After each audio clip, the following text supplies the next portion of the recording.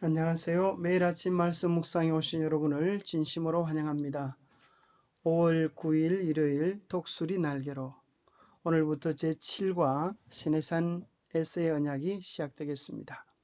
기억절 내가 애굽 사람에게 어떻게 행하였음과 내가 어떻게 독수리 날개로 너희를 업어 내게로 인도하였음을 너희가 보았느니라. 출애굽기 19장 4절의 말씀입니다. 오늘 생각할 문제는 하나님께서 그들의 마음을 어떻게 당신께로 되돌릴 수 있었겠는가? 그들의 마음은 애굽의 노예 생활을 통하여서 이교도의 풍습에 오래 젖어 있었습니다. 어떻게 그들의 마음을 하나님께서 되돌릴 수 있었겠습니까? 여호와께서 시내산까지 이끌어내신 일을 어떤 두 가지 예정으로 묘사하고 있습니까? 오늘 우리에게 주는 교훈은 무엇입니까? 하나님께서 그들의 마음을 어떻게 당신께로 되돌리실 수 있었겠습니까? 먼저 그분께서는 당신의 권능으로 이스라엘을 애굽에서 구원해내심으로써 그들에 대한 사랑의 진실성을 입증해 보이셨습니다. 그분께서는 당신이 허락하신 언약의 초청에 백성들이 사랑으로 반응하도록 호소하셨습니다. 하나님께서는 시내산에서 이스라엘 백성들을 위해 베풀었던 그분의 자비로운 행위들을 기억나게 하셨습니다. 이스라엘은 마치 이와 같은 예정을 통하여 이해할 수 있겠다 생각합니다. 한 기사에 보니까 중국에서 있었던 일인데 국어를 더 잘하게 하려고 아이들을 납치해서 신체를 절단한 앵벌이 포주에 대한 기사가 나왔습니다. 어린 아이들을 납치해서 여러분이 보시는 사진 장면처럼 이렇게 기형으로 만들어 버린 것입니다. 그래야 사람들이 더 불쌍히 여기며 돈을 준다는 이유에서였습니다. 정말 수많은 아이들의 인생을 망가뜨리는 천인공노할 범죄를 저지르는 것입니다. 이 아이들의 입장에서는 평생 돈을 벌어서 포주에게 바치는 평생 종노릇해야 하는 비참하고 참으로 비참한 인생을 살다 갈 수밖에 없는 그런 운명을 살고 있었습니다. 마치 이스라엘 백성들이 그러했습니다.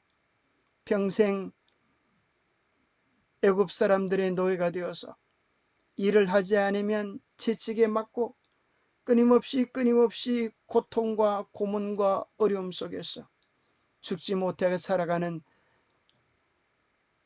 바로의 노예들이 되었습니다.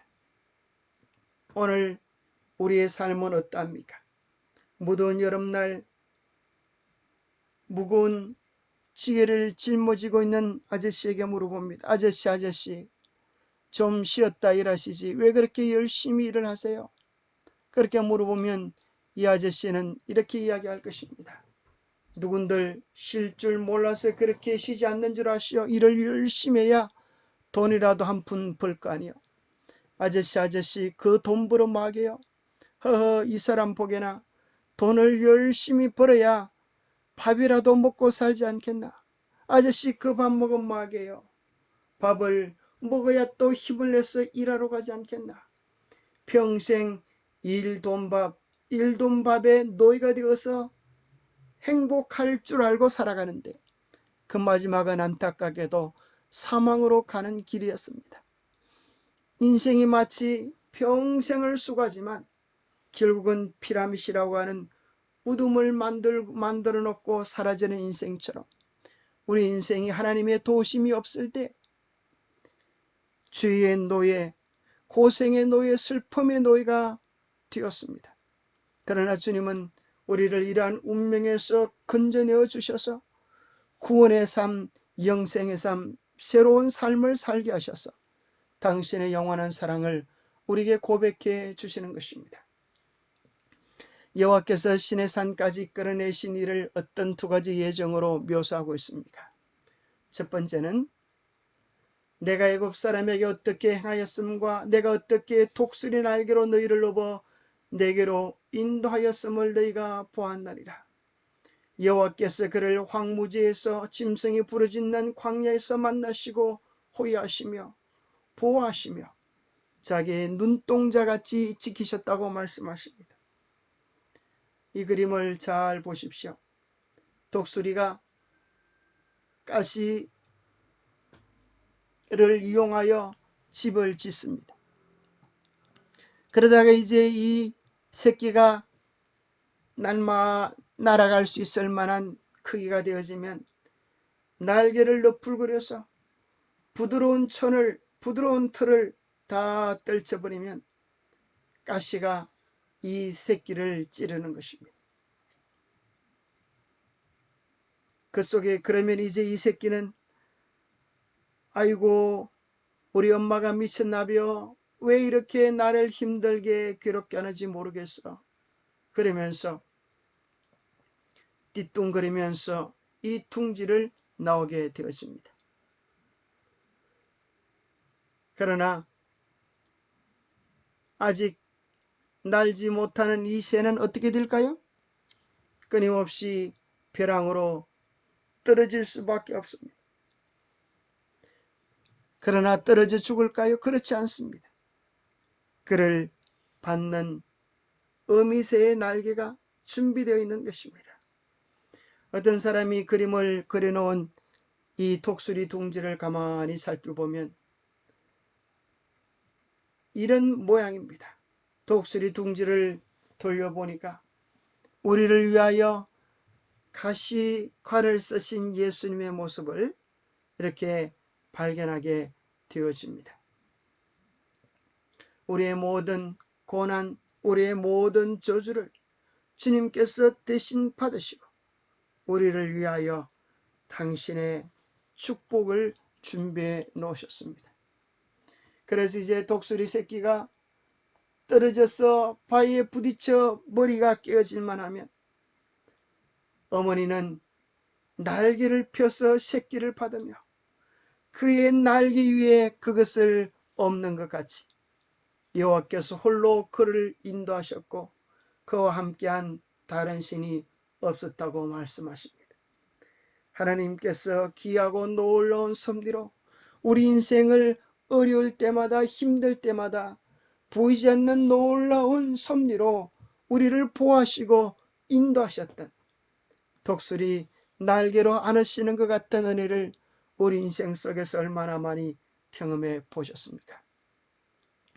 또 신명기 1장 29절에서 31절에 보면 이렇게 기록해 주고 있습니다.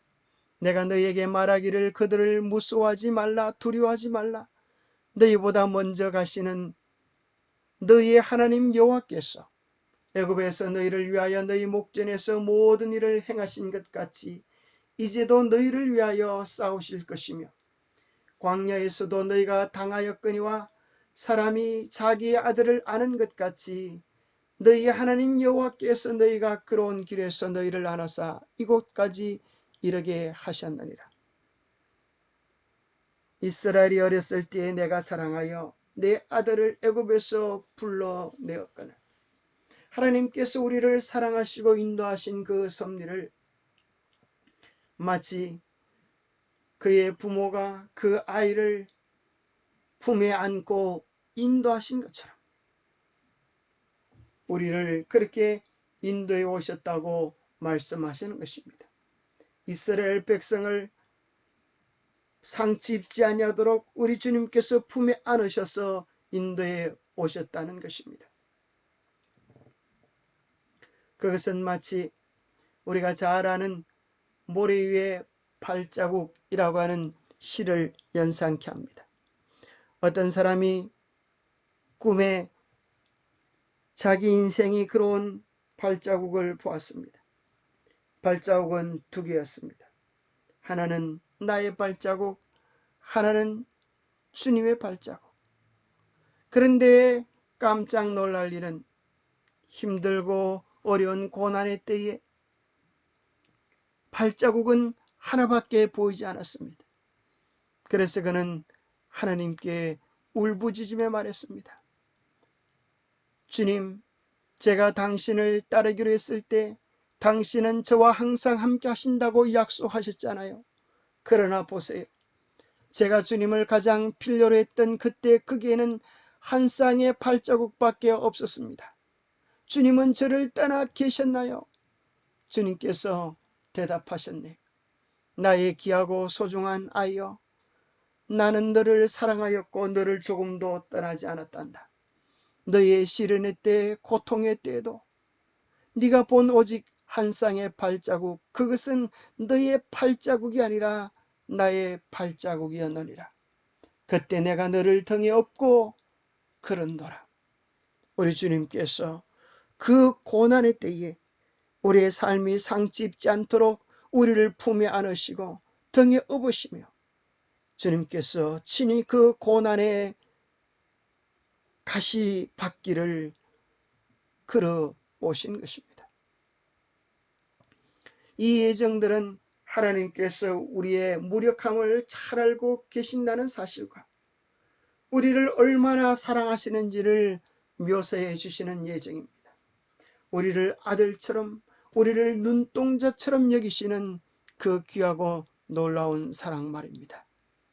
아버지가 자식을 긍휼히 여김같이 여호와께서는 자기를 경외하는 자를 긍휼히 여기시나니 이는 그가 우리의 죄질을 아시며 우리가 단지 먼지뿐임을 기억하심이로다. 새끼를 날개로 보호하는 독수리의 모습과 자식을 품에 안은 부모의 모습 속에서 우리의 행복을 염원하시는 하나님의 관심을 느끼게 됩니다. 다정하게 다가오셔서 힘이 되어주시고 보호하시며 격려하심으로 우리가 성숙한 분량에 이르기를 우리 주님 간절히 원하시는 것입니다. 오늘 우리에게 주는 교훈은 무엇입니까? 영감의 교훈입니다. 하나님께서는 끊임없이 사람들을 당신의 보호의 날개 아래로 이끌어들이사 사단으로 하여금 그들에게 잔인하고 기만적인 능력을 행사하지 못하도록 노력하신다. 하나님께서는 당신의 친음성으로 그들에게 말씀하셨고 손수 살아있는 당신의 말씀을 기록하셨으며 진리로 빛나고 생명이 넘치는 이 복된 말씀을 사람들에게 완전한 안내자로 맡겨주셨다. 하나님은 오늘도 당신의 보호의 날개 아래 끊임없이 우리를 보호해 주고 계시는 것입니다. 그래서 우리는 이러한 찬미를 부르지 않습니까? 주 날개 밑 내가 편하게 있네. 비바람 거세고 어두워도 주께서 나를 잘 지킬 줄 아니 겁없이 평안히 거하리라. 주 날개 밑 나의 피난처 되니 거기서 쉬기를 원하노라. 내 슬픔 잊을 길 세상에 없되 주 안에 안위함 얻으리라. 주 날개 밑 귀한 희락이 있네. 생전의 걱정 다 지나도록 그곳에 숨어 돌보심을 받고 주 안에 거하여 쉬리로다. 주 날개 밑 즐겁도다. 그 사랑 끈을 짜니뇨. 주 날개 밑 내 편이시며 영원히 거하겠네. 여러분, 누가 가장 완전한 쉼을 얻을 수 있을까요? 그것은 완전히 주님을 의뢰하는 자입니다. 온전한 신뢰에 온전한 평안이 깃들이는 것입니다. 사람이 그리스도께 굴복할 때 새로운 능력이 새 마음을 점령한다. 사람이 스스로는 성취할 수 없는 변화가 일어난다. 인간의 본성의 초자연적인 요소를 가져다 주는 것은 초자연적인 역사이다. 그리스도를 믿는 자는 배역한 세상에서 예수께서 굳게 붙드시는 당신의 성체가 되며 그는 당신의 권위 외에 어떤 권위도 그 성취에 용납하지 않으신다.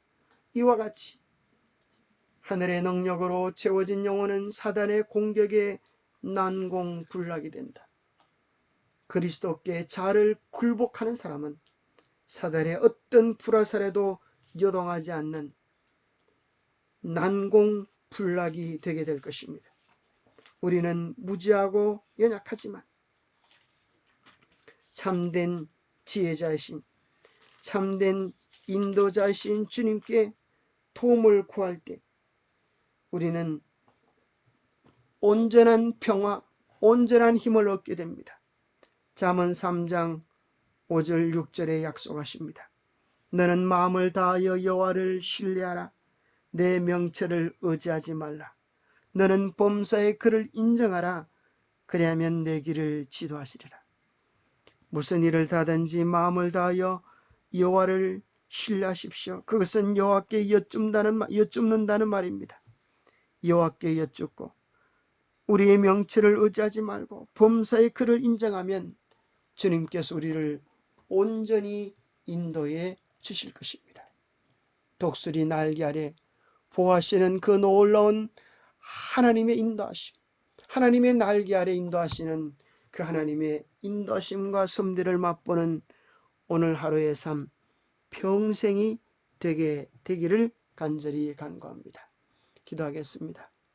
하나님 아버지, 거칠고 험난한 인생길 가운데 지치고 힘들 때마다 독수리 날개로 인도하시는 하나님이 계신다는 사실을 기억하게 도와주시옵소서.